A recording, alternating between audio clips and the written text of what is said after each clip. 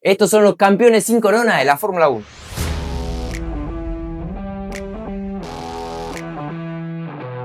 Bienvenidos a todos a Box to Box, Lucas Armada quien les habla, y hoy vamos a hablar sobre esos pilotos que no lograron algún campeonato del mundo, pero que sin embargo se ganaron el respeto de la parrilla, de los fierreros y de todo el mundo básicamente formulero. Y arrancamos este video hablando de un latinoamericano, uno de los nuestros, de Juan Pablo Montoya, que seguramente si seguís la Fórmula 1 al menos en los últimos 30 años habrás escuchado de él. Colombiano, piloto que llega en el año 2001 de la mano de Williams BMW en su momento, llega del kart, que es una categoría de monoplaza de Estados Unidos, y en el primer año, en ese 2001, logra ser el rookie, el novato del año, consiguiendo 3 pole position y una victoria en Italia. En el año 2002-2003 mostró su mejor nivel, peleando incluso el campeonato con Michael Schumacher, o más bien fue una de las posibilidades reales para pelear ese campeonato, pero finalmente termina quedando tercero en ambos años, consiguiendo incluso ganar el Gran Premio de Mónaco. En el año 2005 pasa a McLaren, pero la situación era totalmente distinta. De hecho, después de los primeros dos grandes premios que corrió, se lesiona. Se lesiona en un accidente, se lesiona por un choque. No, jugando el tenis. O al menos eso es lo que le dijo al equipo en un principio, pero en realidad después se terminó descubriendo que había sido por un accidente de moto extra deportivo, digamos, lo cual obviamente generó un problema y la ruptura de la relación McLaren-Montoya. Y en el año 2006, a mitad de temporada, decide dejar la categoría de la Fórmula 1 para mudarse a la NASCAR, otra categoría norteamericana. 95 grandes premios, 7 victorias, 30 podios y 0 subcampeonatos son los que logró Juan Pablo Montoya en la Fórmula 1. Y pasamos a uno que sí consiguió su campeonato y estamos hablando del sueco, Ronnie Peterson, que comenzó su carrera profesional en 1968 por la Fórmula 3 sueca, de donde sale campeón ese año y el año siguiente, es decir, el 68 y el 69. Debuta en la Fórmula 1 en el año 1970 de la mano de March, y en 1971 logró 5 podios en su campeonato de ese año y además fue campeón europeo de Fórmula 2, que recordemos que en ese momento podían correr varias categorías porque el calendario no era tan apretado como lo es ahora. En 1973 se pasa a Lotus, donde mostró su mejor nivel básicamente, con 4 victorias, y en 1974 acá les traigo un dato de color, y es que es el primer piloto no campeón de la Fórmula 1 que portó el número 1. ¿Por qué? Porque hasta ese momento la Fórmula 1 le otorgaba los números de acuerdo a cómo habían terminado el campeonato anterior, el Mundial de Constructores. El Lotus había salido campeón y el campeón había sido Jackie Stewart, que ese mismo año, en 1973, se terminó retirando. Entonces el número 1 terminó pasando justamente a Ronnie Peterson. En 1976, lamentablemente, termina perdiendo la vida en el antepenúltimo Gran Premio de la temporada,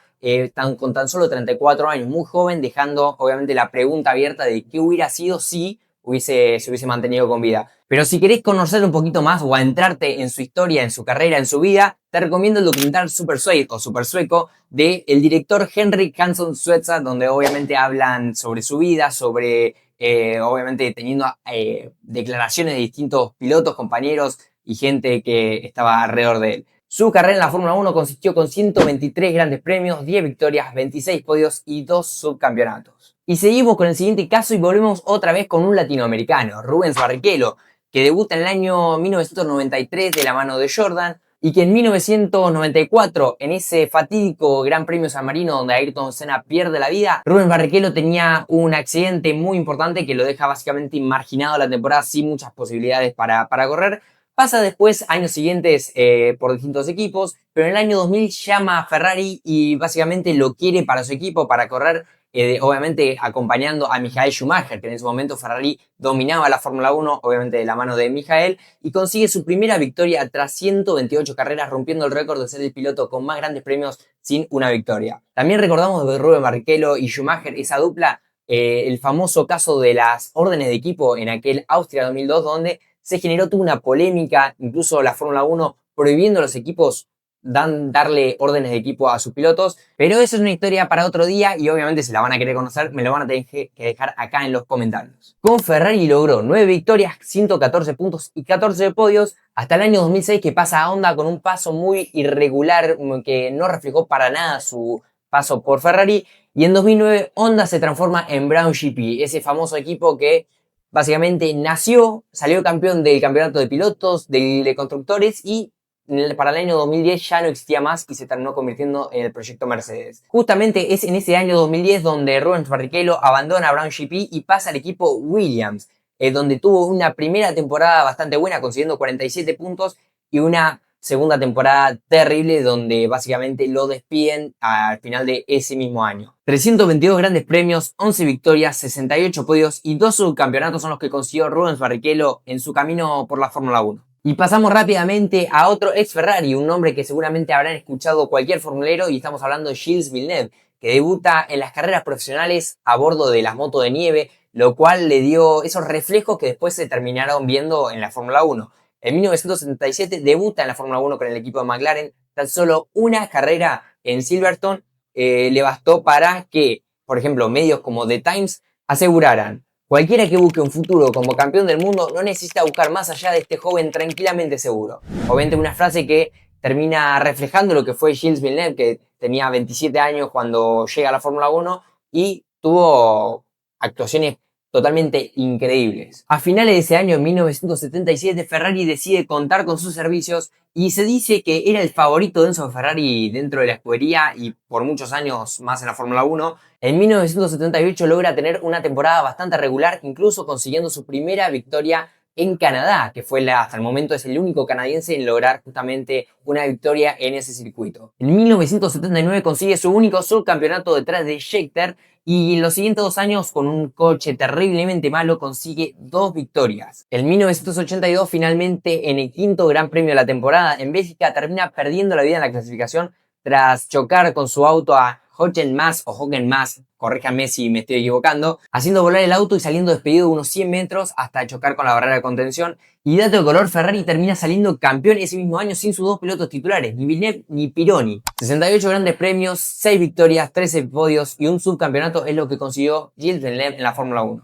Y pasamos con uno de los nuestros, y ahora sí, un argentino, y no podía faltar en esta lista, Carlos Alberto Reutemann, el Lole que debuta oficialmente en la Fórmula 1 en 1972 de la mano de Brabham, tras un paso por el Sport Prototipo, incluso por el turismo de carretera, y fue en el Gran Premio de Argentina, incluso consiguiendo la pole position frente a una leyenda como Jackie Stewart. En 1976 ficha por el equipo Ferrari, siendo compañero nada más y nada menos que de Niki Lauda, consiguiendo 5 victorias en 34 grandes premios. En 1979 ficha por Lotus, que había sido el equipo campeón el año anterior, donde solo sumó las primeras 7 carreras del campeonato. En 1980 pasa a Williams, el equipo donde marcó un antes y un después, para bien o para mal, porque en 1981 pierde el campeonato tan solo por un punto frente a Nelson Piquet Jr. Y ahí está toda esa movida del boicot de Williams, de que querían beneficiar a Alan Jones, su compañero de equipo, y terminan perjudicándole a él, incluso haciéndole perder el campeonato en la última fecha. Finalmente, al año siguiente, en 1982, termina retirándose tras 2 grandes premios, consiguiendo 12 victorias, 45 podios y un subcampeonato en 146 grandes premios en la Fórmula 1.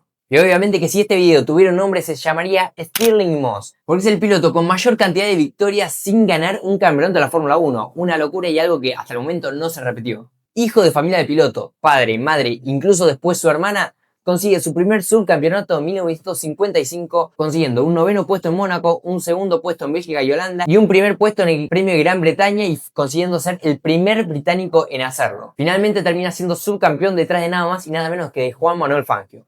En 1956 consigue su segundo subcampeonato, logrando ser primero en Mónaco de Italia, segundo en Bélgica, tercero en Alemania y teniendo que abandonar 2 carreras y nuevamente siendo subcampeón detrás de Fangio. Posteriormente, en 1957 y 1958 logra el subcampeonato y en 1959, 60 y 61 quedó en el tercer puesto. 67 grandes premios, 16 victorias, 24 podios y 4 subcampeonatos son los que rodean a Stirling Moss. Y llegamos al final del video. No te olvides de darle like, suscribirte, activar la campanita y hacer todas esas cosas que vos ya sabés de YouTube. Y no te olvides de dejarme tampoco en los comentarios qué piloto no dejarías afuera en este video. Chao, chao, nos vemos la próxima.